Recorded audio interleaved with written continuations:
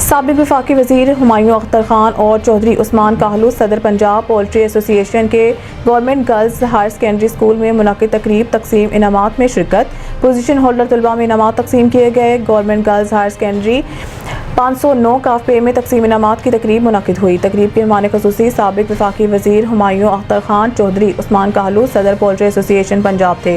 ہمایوں اختر خان اور چودھری عثمان کاہلو نے طلباء سے خطاب کرتے ہوئے کہا کہ تعلیم کسی بھی قوم یا معاشرے کی ترقی کے ضامن ہے۔ تعلیم وہ زیور ہے جو انسان کے کردار کو سنوارتی ہے۔